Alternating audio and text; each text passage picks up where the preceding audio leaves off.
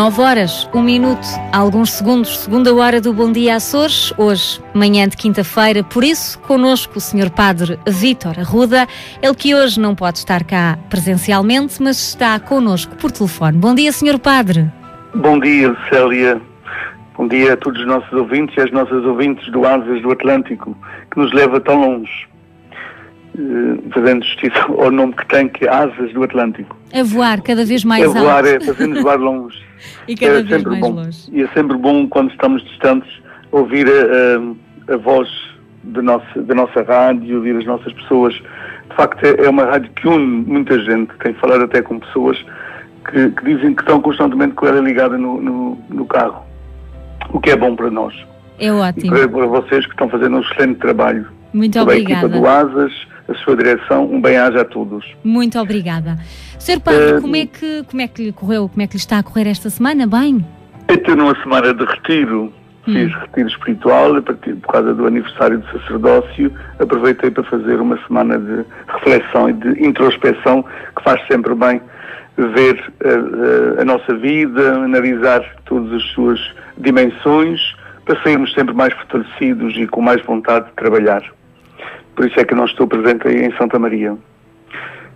Mas, de qualquer maneira, vamos fazer a nossa reflexão sobre o Evangelho do próximo domingo, já vou amanhã para aí, e, portanto, no domingo já estarei nas Eucaristias.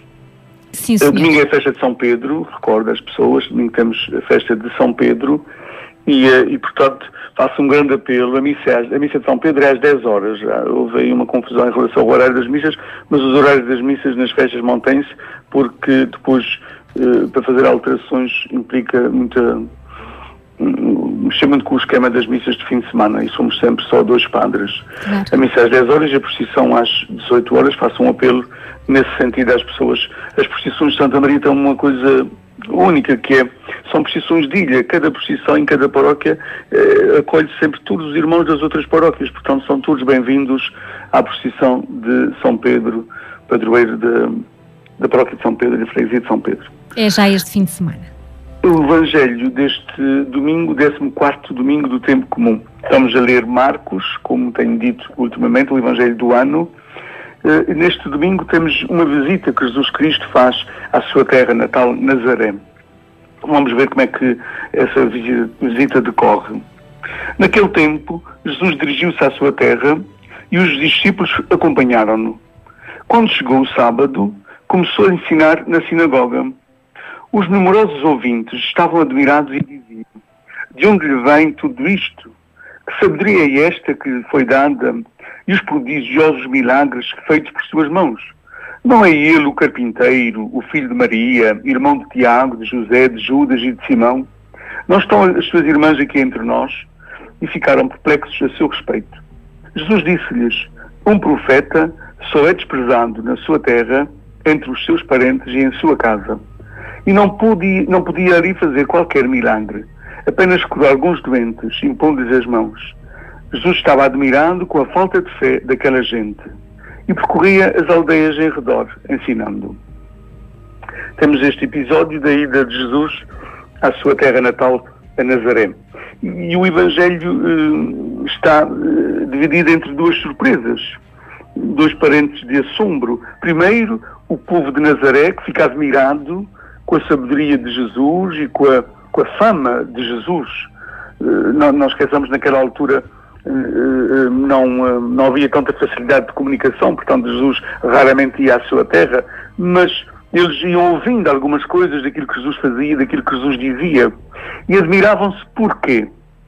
Vejamos, ele não é o carpinteiro, não é aqui da nossa terra, não conhecemos o pai, a mãe, os irmãos, os parentes. Irmãos na Bíblia significa sempre primos ou parentes, os parentes mais próximos, porque a palavra usada para esse parentesco é a mesma no hebraico. Portanto, o hebraico é uma língua muito pobre e usa uma mesma expressão para significar vários parentescos, seja de primos, seja de cunhados, seja de irmãos, usa sempre a mesma palavra. Portanto, gera-se assim uma certa confusão, gerou-se uma certa confusão em relação a estes parentescos de Jesus, dizendo que ele tinha irmãos. Mas também isso é um pormenor secundário, absolutamente secundário. Não interessa que ele tenha ou que não tenha.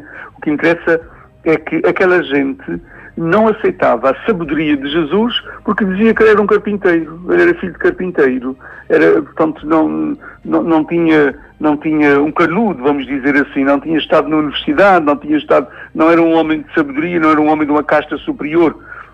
Os judeus tinham muito em conta ainda as castas. E é claro que esta atitude das pessoas inclinava à aceitação daquilo que Jesus dizia, ou seja, eles tinham um preconceito em relação a Jesus e o preconceito sobrepôs-se à possibilidade de eles se abrirem às novidades que Jesus lhes trouxe. Acontece isso muitas vezes. Os preconceitos que temos sobre as pessoas impedem-nos de ver a riqueza dessa pessoa em si.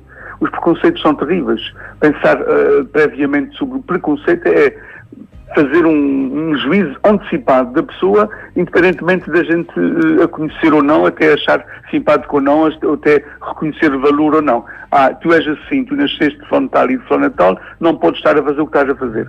Naquela altura, as pessoas tiveram um bocadinho isso em relação a Jesus. Por isso é que no fim vem o outro assombro, que é o outro Jesus a dizer, ele estava admirado com a falta de fé daquela gente. Isto não é uma recriminação de Jesus, não está rancoroso, não está ofendido, admirou-se apenas com a falta de fé daquela gente. As pessoas naquela altura estavam habituadas a olhar para Deus como o Deus do alto, o pastor das constelações do infinito dos céus. E Jesus aparece-lhes assim, filho de carpinteiro, filho de Maria, e aparece-lhes um homem que se ajoelha para lavar os pés. Ora, as pessoas que têm a ideia de Deus, o Deus distante, o Criador, o Soberano, o Senhor, o Rei dos Reis, e depois de repente veem alguém que diz que é Deus, que é o Filho de Deus, e ele se ajoelha para lavar os pés aos homens, é natural que gera uma confusão dentro das cabeças das pessoas. Mas é interessante que a maior prova da divindade de Jesus é a sua humanidade, é a sua proximidade. A humanidade de Jesus, a sua proximidade, é que escandaliza as pessoas. E isso é que faz que ele seja Deus. É essa atitude próxima que ele tem. Essa atitude de se aproximar das pessoas, independentemente da situação delas. Ele aproximou-se de publicanos, de prostitutas, de leprosos, de doentes. Ele aproximou-se de todas as pessoas. Isso, para aqueles que tinham uma ideia errada de Deus, que o Deus está distante, que o Deus está fora de nós. Curiosamente, a gente quando fala de Deus, às vezes temos aquele gesto de olhar para cima, ou de apontar com a mão para cima, Deus que está lá. Deus não está lá, longe, fora de nós. Deus está dentro de nós. E Deus está no próximo. Jesus quis deixar-nos esta marca. Isto é a grande novidade do cristianismo, porque é a grande novidade que Cristo nos traz. Jesus está no irmão. Deus está no irmão. Jesus diz, o que fazeis ao meu irmão é a mim que fazeis. E por isso faço sempre este apelo a mim mesmo, em primeiro lugar a mim mesmo, porque nós pertencemos à religião católica e a religião católica tem tendência muitas vezes de endeusar os santos, endeusar Maria, endeusar. E a gente entra numa igreja, olha para os santos e fica perplexo diante dos santos. E às tantas tem uma pessoa à porta da igreja a pedir esmola e a gente não faz caso dela, e a gente quase que a despreza e faz um julgamento dela. Vai trabalhar malandro, faz isto, faz aquilo, às tantas está cheio de dinheiro em casa. Portanto, os santos, as imagens dos santos, a gente tem um respeito, uma veneração extraordinária. Tem uma pessoa à porta da igreja a pedir esmola e às tantas não temos a mesma atitude de aproximação. Pois foi isto que Jesus quis acabar, com esta religião. A religião que olha para o alto e faz reverências para o alto e se ajoelha diante do alto, e a religião que não se ajoelha diante do irmão. Essa religião que não se ajoelha diante do irmão está errada, porque Jesus quis uma religião que se aproxima do outro. Uma religião que olha para o outro e nele é que encontra Deus. Se eu não encontro Deus no irmão, eu não vou descobri-lo no Santíssimo. E vou descobri-lo de uma forma errada no Santíssimo. Se eu acho que Jesus está no Santíssimo Sacramento e não está no irmão, eu tenho uma relação errada com Cristo e tenho uma relação errada dentro da igreja. Porque a minha religião é o meu irmão. E Jesus quis nos mostrar isso. O Deus próximo, o Deus que está ali ao nosso lado. E isso escandalizou as pessoas. Essa proximidade de Jesus escandalizou muito, escandalizou-os da sua terra própria. Eles acharam que Deus não podia ser assim. Deus não podia ser assim tão próximo de nós. Mas isso é a grandeza, a grandiosidade da nossa religião é essa, do cristianismo, de Jesus Cristo. Ele mostrou-nos um Deus muito próximo. Um Deus que está aqui, que está connosco, que está dentro de nós, mas também está dentro do outro. E eu faço sempre este apelo a mim mesmo, e tenho muito cuidado para a gente, os julgamentos que a gente faz das pessoas. Estamos a julgar Deus. Os pensamentos errados que temos das pessoas, estamos a ter pensamentos errados em relação a Deus. Os sentimentos errados que temos com as pessoas, estamos a ter sentimentos errados em relação a Deus. Porque nas pessoas está Deus. Em cada pessoa está Deus. A gente não é o Deus que a gente gostaria que lá estivesse. É o Deus verdadeiro, é o Deus daquela pessoa. Nós às vezes queremos moldar as pessoas. Qualquer relacionamento, que seja de namoro, seja de amizade, seja de casamento, que queira moldar a outra pessoa, é um relacionamento que está condenado ao fracasso. Nós não nos metemos nos relacionamentos para moldar ninguém, mas para enriquecer o outro.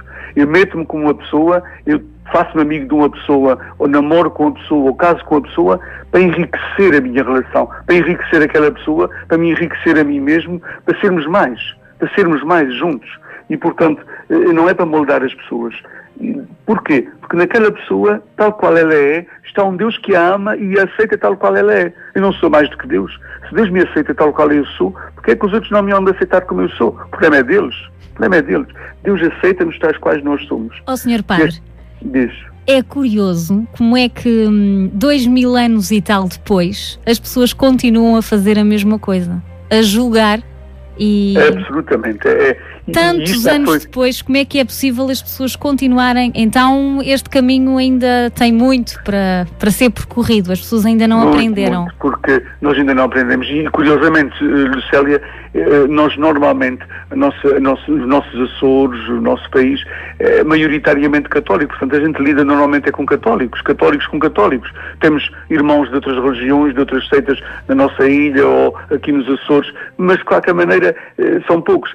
E nós lidamos é com católicos. E são esses católicos que continuam a julgar-nos, a ter preconceitos a nosso respeito, a apontar-nos o dedo, a não querer ver uma camisa lavada ao outro, a ter inveja de que o outro suba mais do que eu, que isto também apareceu aqui neste Evangelho, aquela gente estava com certa inveja de Jesus. Como é que este homem que é filho de carpinteiro sobe tão alto assim? Como é que ele pode ser Deus sendo filho de carpinteiro? A gente conhece as suas origens. Pois Deus, a surpresa de Deus está nisso. No pequenino, ele mete-se no pequenino, ele mete-se naquilo que a gente não dá valor nenhum, ele mete-se naquilo que a gente considera já perdido, nos casos perdidos. Para Deus não há casos perdidos. Nós temos uma atitude de olhar de cima para baixo muitas vezes para as pessoas quando elas têm alguma falha na sua vida, como se nós não tivéssemos também falhas. Todos nós temos fragilidades, todos nós temos falhas, todos nós damos quedas nas nossas vidas e a última coisa que uma pessoa que dá uma queda precisa é que alguém lhe olhe de cima para baixo. Nós precisamos de mãos que nos levantem. Nós precisamos de alguém que se ajoelhe ao meu lado e que diga assim, mesmo assim tu és divino, mesmo com essa tua fragilidade tu és divino. Eu ajoelho para te lavar os pés. Jesus lavou os pés, foi a gente. A quem é que ele lavou os pés? Foi a santos. Foi a uns que lhe traíram, a outros que foram cobardes e fugiram, e a outros que negaram. Não foi a gente santa. Mas ele não teve problema nenhum em lavar-lhes os pés e não julgou ninguém. Ele não julgou ninguém. Ele não julgou Judas, ele não julgou Pedro que o traiu, ele não julgou os apóstolos que fugiram quando ele mais precisava deles. Ele estava ali com eles. Ele não julga. Cada pessoa é a sua história e dentro da sua história tudo o que ela faz é justificado, está justificado. Pode ser certo ou errado e concordar ou não, mas o problema é meu. Mas dentro da história de cada pessoa, as atitudes que ela toma estão corretas, porque ela tem um historial que a levou àquilo. E a gente muitas vezes ainda julga as pessoas. Jesus estava admirado com aquela gente, com a falta de fé daquela gente, com a atitude daquelas pessoas que não souberam aceitar a maravilha do profeta da sua terra, ir lá, não souberam aproveitar as maravilhas que ele lhes disse, porque tinham preconceito em relação a ele. Tinham preconceito. A gente põe o pé atrás, a gente chama isso pôr o pé atrás, julgar a pessoa antecipadamente. A gente olha para uma pessoa e faz logo o seu historial. E nós, os açorianos, temos essa coisa. Esse é filho de Frontal já era assim, ele também é assim. A gente julga muito por aquilo que os nossos pais fizeram, ou que os nossos avós fizeram, ou que os nossos bisavós fizeram. E a gente está carregando muitas vezes esse peso. Colocamos os rótulos. Os apelidos que nós temos, os rótulos que nós damos uns aos outros, muitas vezes nem sequer são nossos. Foram de alguém anterior e passamos a ser filho daquele que fez aquilo e depois, ou que disse aquilo, ou que era assim, e a gente passa a ter aquele apelido. Nós temos essa atitude. E o Evangelho de hoje nisso é muito claro. Nós esqueçamos a perplexidade de Jesus. Jesus ficou admirado, quer dizer, ficou triste com aquela atitude daquelas pessoas. Ele não nos condena para a gente julgar ninguém, porque Ele ama-nos e o amor não se cansa. O amor de Deus não se cansa connosco. Mesmo que a gente não saia da cepa torta, Ou seja, mesmo que a gente continue a marcar pé, continue a marcar passo, como se diz, continue a julgar os outros, Ele continua a amar-nos, porque o amor de Deus não se cansa. Mas é uma tristeza para nós que 2000 anos depois ainda estejamos a ter atitudes que Jesus naquela altura já se entristeceu com elas. Já se entristeceu. Não as condenou, não julgou ninguém ali. E o que é que ele fez a seguir? Vejam, percorreu as aldeias em redor, ensinando, quer dizer, não me querem, não há problema nenhum, eu vou para o outro lado, não há problema nenhum. Jesus nunca julgou ninguém, nunca condenou, não mandou fogo do céu para aquela gente, para castigar aquela gente porque eles não quiseram ouvir, não mandou fogo do céu. Não, simplesmente, olha, não me querem ouvir, não tem problema nenhum, eu não faço nada contra vocês estão no meu coração à mesma, vou para o outro lado. Há quantas pessoas às vezes saem, quantas pessoas às vezes, por causa de julgamentos que têm na praça pública, por causa de condenações, por causa de juízos temerários que a gente faz sobre as pessoas. É preciso ter muito cuidado. Toda a gente tem telhados de vidro. Pode ser telhados diferentes, mas são telhados de vidro. Todos nós temos fragilidades.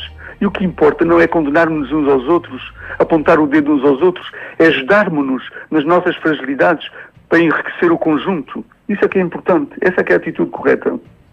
E é esta a moral que temos hoje de tirar deste texto, é verdade. É importante isso. Deus não condena ninguém, nós não devemos condenar ninguém. Nós não somos melhores do que Deus. Todos temos defeitos e virtudes.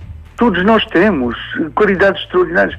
Há pessoas que são julgadas na praça pública por um pormenor das suas vidas e elas têm tantas mais qualidades que ficam escondidas só por causa daquele pormenor, daquela fragilidade, daquele momento menos bom. Nós não somos os nossos erros. Eu digo isso tantas vezes. Nós não somos os nossos erros. Eu não sou um erro que eu cometi naquele momento. Eu sou muito mais do que aquilo. Aquilo foi um momento da minha vida. Eu sou muito mais do que aquilo. Nós somos muito mais do que aqueles erros, do que aqueles momentos. E há pessoas que fixam-se naquela situação, fixam-se naquele momento e nunca mais saem dali.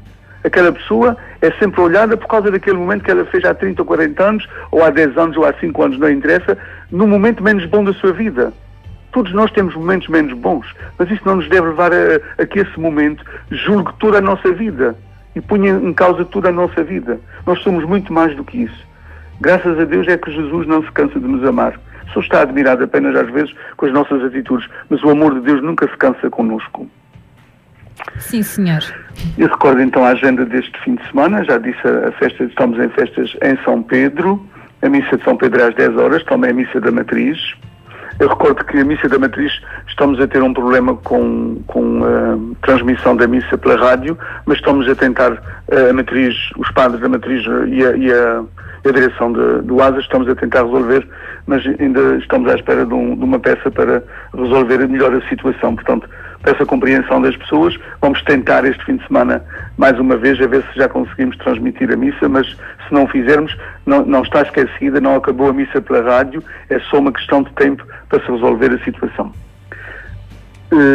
Às 11h15 temos missa em Santa Bárbara, às 11h30 missa em Almagreira, 12h30 missa em Santo Espírito, 18 horas a procissão de São Pedro. Faço um apelo às crianças de São Pedro, da primeira comunhão, da procissão de fé, as crianças da catequese, os pais, todos os grupos, as pessoas das outras paróquias são bem-vindas também participar na procissão. A procissão é feita pelas pessoas, é feita por nós, não é para a gente estar a vê-la passar, ela é feita por nós. Uma procissão é uma manifestação pública da nossa fé, portanto ela é feita por nós e para nós. Um bom dia para ti, Lucélia. Muito obrigada. Bom dia para o nosso amigo Valente, para todos os doentes, o nosso bispo também. Um bom dia para todas as nossas ouvintes, os nossos ouvintes, e não esqueçamos que todos nós somos muito mais do que os nossos pecados, do que as nossas falhas, do que as coisas menos boas das nossas vidas. Deus não se cansa de nos amar, tais quais nós somos. Não sejamos mais do que deuses. Um bom dia para todos. Muito obrigada, é verdade, somos muito mais do que os nossos erros. Muito obrigada ao Padre Vítor, uma boa semana. Obrigada, bom dia.